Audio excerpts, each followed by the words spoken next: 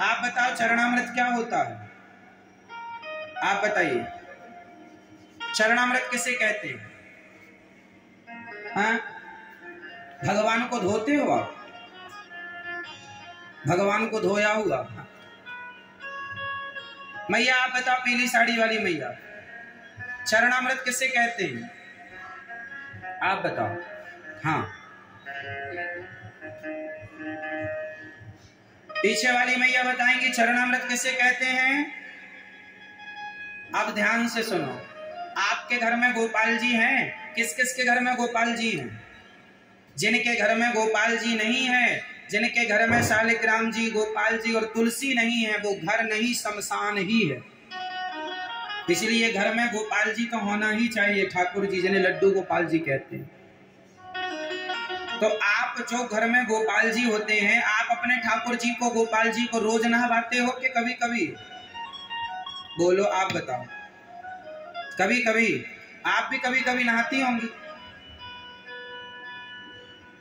भगवान बिठाए हैं पर नहवाते कभी कभी। कितने आलसी हो गए हैं ना हम लोग। भगवान जी को रोज नहवाया करो। एक थाली उठाओ, थाली में सबसे पहले चंदन से स्टार बनाओ, है ना? स्टार बनाओ चंदन से, बीच में लिखो ओम, चंदन से, है ना? बीच में क्या लिखेंगे आप? ओम। और ओम लिख करके उस थाली ऐसे, और उसके जो खंड रह जाए ना, उस खंड में भैया दिखा दो, जो खंड रह जाए उसमें लिख के ओम नमो नारायणाय, हर खंड में एक एक अक्षर लिखकर, और फिर उस, ये बन गया यंत्र। ये टीवी पर आप देख सकते हैं, यंत्र बन गया। अब आप तुलसी डालकर यंत्र को प्रणाम कीजिए, फिर इस पर ठाकुर जी को बिठाइए, और ठाकुर जी को अर्थात गोपाल जी को, अर्थात शालिग्राम जी, गोपाल जी को ठाकुर जी कहते हैं। भाव से भक्त लोग भगवान जी को क्या बोलते हैं? श्रेष्ठ को ठाकुर जी कहते हैं।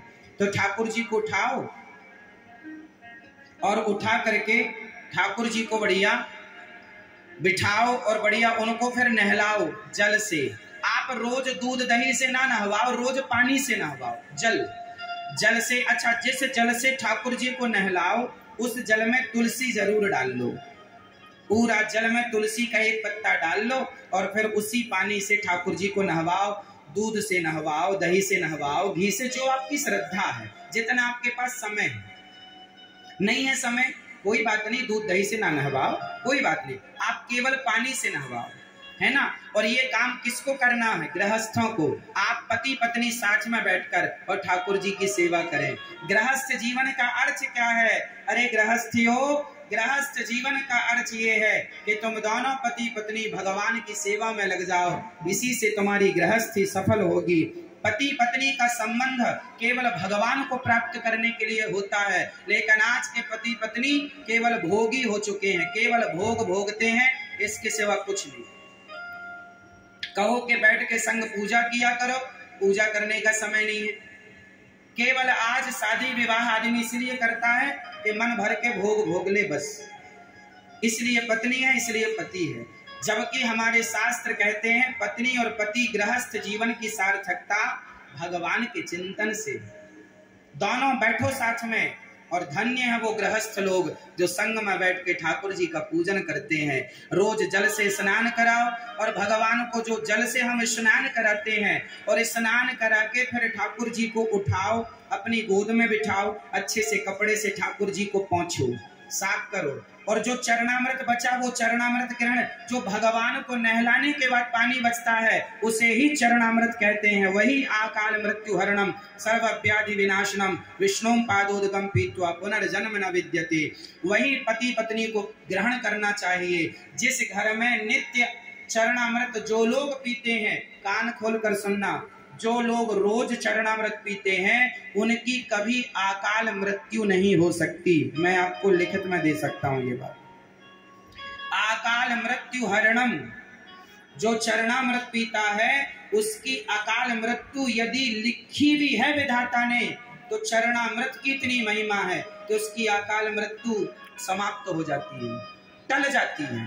आकाल मृत्यु हरणम सर्व व्याधि विनाशनम, जितनी तुम्हारी आधी व्याधि है सारा विनाश हो जाता उस व्याधि का। सर्व व्याधि विनाशनम विष्णुम पादोदगम पीत्वा, जो भगवान श्रीमन नारायण अर्थात गोविंद अर्थात गोपाल जी अर्थात शालिग्राम जी लट्टू गोपाल जी का चरणोदक ग्रहण करता है, उसका कभी इस धरती पे बार बार जन्म ना होकर वो भगवत धाम को प्राप्त कर लेता है। केवल चरणामृत की महिमा।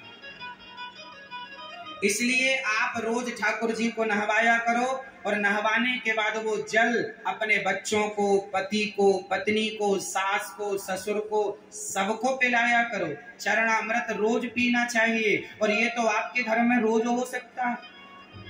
पत्नी कभी पूजा कर ले भगवान की, कभी पति कर ले। जब पत्नियां अशुद्ध होती हैं, मासिक धर्म में होती हैं, उस समय आप ना नहवाओ ठाकुर जी को, दूर से दर्शन करो, दूर से प्रणाम करो, मन से भाव से भगवान की पूजा करो। उस समय पति नहवाए भगवान जी को, उस समय पति सेवा करे। पर आजकल के पति इतने आलसी हैं कि भगवान भी सब माताओं के भरोसे ही टिके हुए हैं, वरना पति लोग तो 10 बजे सो के उठते हैं। इतना आलसी हो, ये पुरुष इतने आलसी हो गए हैं। बताओ भैया मोबाइल ना चलाओ, दादाजी सुन लो, कथा सुन लो सरकार। हाँ? इतने आलसी हो गए हैं ना आप लोग कि भगवान के लिए भी समय नहीं है आपके पास। कल भगवान हाथ खड़ा कर लेंगे कि चलो अब तुम्हारे पास समय नहीं है हमारे लिए, अब हमारे पास भी नहीं है समय, फिर क्या करोगे? इसलिए समय भगवान के लिए निकालो, ठाकुर जी की सेवा श्रद्धा से करो। आज हमें जो कुछ भी मिला है, आज हमारे पास जो कुछ भी है, वो भगवान की कृपा से ही है, ये मानकर उनकी सेवा करो। जितनी सेवा, उन्हें जितना प्रसन्न रखो सेवा करके, वो हमें उतना खुश रखेंगे। ये सेवा है, भगवान को समय दिया करो, भगवान के लिए आलस्य ना किया करो। अच्छा एक बात बताओ मुझे, आप लोग बिजली जलाते हैं, उसका बिल चुकाना पड़ता है कि नहीं? बोलो हाँ, बिजली का बिल आता है। अब सोचो कि आप बिजली जलाते हैं सो बिल आता है, लेकिन रोज आपको सूर्य भगवान इतना प्रकाश देते हैं, क्या आज तक आपने सूर्य भगवान को कोई बिल दिया? फ्री में प्रकाश लेते हैं कि नहीं आप लोग? आप लोग यदि नगर पालिका का पानी आता होगा तो पानी का भी बिल देना पड़ता होगा। क्यों जी, आपके यहाँ आता है नगर पालिका वाला पानी? किसी किसी शहर में आता है, उसका भी टैक्स देना पड़ता है, उसका भी बिल पे करना पड़ता है। पानी पीने का भी बिल देना पड़ता है, बिजली जलाने का भी बिल देना पड़ता है। सोचो, भगवान ने हमें फ्री में पानी, फ्री में प्रकाश दे रखा है, लेकिन फिर भी हम एक लोटा जल भी नहीं चढ़ाते कि ईश्वर का एक लोटा जल चढ़ाकर धन्यवाद तो दे दें कि हे सूर्य भगवान, आपने हमें इतना प्रकाश दिया, उसके लिए धन्यवाद। इतना आलसी हो गया है आज का आदमी कि वो एक लोटा जल देने में भी 4 बातें करता है। क्या जरूरत है जल चढ़ाने की? हम कोई पूजा पाठ नहीं करते महाराज। एक सज्जन हमसे बोले, महाराज जी हम भगवान को नहीं मानते। अच्छा ये बताओ, कोई भगवान को नहीं मानता तो इसमें उसका फायदा क्या है? आप भगवान को नहीं मानते, इसमें आपका क्या फायदा? भैया पानी वाले भैया बैठ जाओ, ओ भैया पानी वाले बैठ जाओ, रख दो बोतल, जिसको प्यास नहीं लगी वो भी लेता रहेगा, आप देते तो रहो। थोड़ा सावधानी से सुन लो, आते ही प्यास लग आई आप लोगों को। हाँ? हम 7 दिन रोज कथा सुनाते हैं 3.5 घंटे, हम तो बीच में पानी नहीं पीते। जब सुनाने वाला नहीं पी रहा तो सुनने वाले ज्यादा पी रहे हैं। अरे प्यार से कथा सुन लो। आप पानी, हम तो कहते पानी में डूबे रहो, हमें क्या करना, लेकिन फिर भी ध्यान से कथा सुनो, डिस्टर्ब ना हो आपको भी और हमें भी, है ना? थोड़ा सावधान, एक मर्यादा कथा सुनाने वाले और सुनने वाले के बीच में बनी रहे, वो अच्छा है। आप यहाँ समोसा बांटने लग जाइए, अब भी सारे लोग ले लेंगे।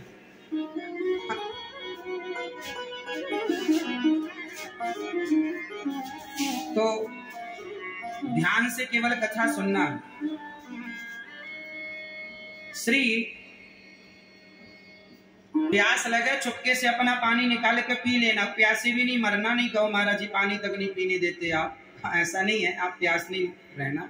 एक बोतल लेके आ जाए। इतना सारा आप बोरिया बिस्तर बांध के चलती हो, एक छोटी सी बोतल भी रख लिया करो।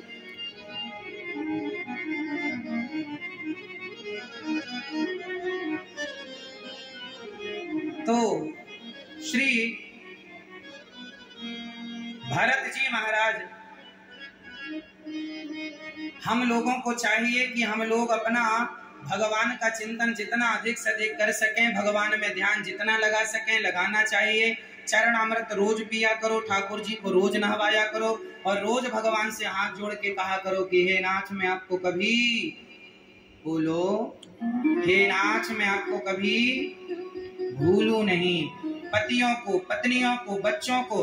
आप कहते हैं, एक सज्जन बोले हम भगवान को नहीं मानते। आप नहीं मानते इसमें आपका फायदा क्या है, और मैं मानता हूं इसमें मेरा नुकसान क्या है?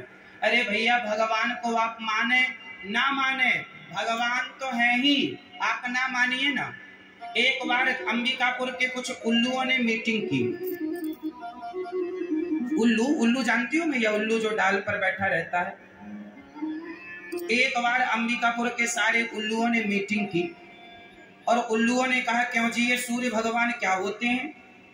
उल्लुओं ने कहा नहीं जी कोई नहीं होता सूर्य भगवान, ये लोग पागल हैं, चिल्लाते रहते हैं सूर्य भगवान आ गए, सूर्य भगवान चले गए। बड़े सीनियर उल्लुओं से पूछा गया क्यों जी तुमने सूर्य भगवान को देखा है? उल्लुओं ने कहा हमने तो नहीं देखा, ना बाप दादों ने देखा, ना किसी ने बताया। तो उल्लुओं ने कहा ये मनुष्य लोग कहते रहते अंबिकापुर वाले सूर्य भगवान आ गए, सूर्य भगवान चले गए, सवेरा हो गया, शाम हो गई, हमने तो कभी देखा नहीं। सारे उल्लुओं ने एक मत से कह दिया कि सूर्य होता ही नहीं है, ये आदमी लोग, मनुष्य लोग झूठ बोलते हैं कि सूर्य भगवान होते हैं। उल्लुओं ने कह दिया कि सूर्य तो होता ही नहीं है। अब आप बताइए सूर्य भगवान होते हैं कि नहीं? हाँ या ना? हाँ या ना? होते हैं। पर उल्लू कहता है कि सूर्य नहीं होता क्योंकि उसे नजर नहीं आता। उसी प्रकार ईश्वर तो होते हैं पर कुछ उल्लुओं को नजर नहीं आते, तो हम क्या करें? जिनको नजर भगवान नहीं आ रहे हैं वो उल्लू। अब उन उल्लुओं का आप और हम कैसे इलाज करें? जैसे इन उल्लुओं का इलाज हम नहीं कर सकते, इन्हें सूर्य का दर्शन हम नहीं करा सकते, ऐसे इन नास्तिक उल्लुओं को भगवान का दर्शन कैसे कराएं? एक बात ध्यान से सुनो, भगवान दिखाने का विषय नहीं। अब आप कहें जी भगवान है तो दिखाओ, चलो आप हमसे कहें कि महाराज जी भगवान है तो दिखाओ, तो हम भी आपसे सवाल कर रहे हैं, बताओ दर्द होता है कि नहीं? कमर में, सिर में, पांव में, हाथ में, पेट में, पीठ में दर्द होता है? बोलो हाँ या ना?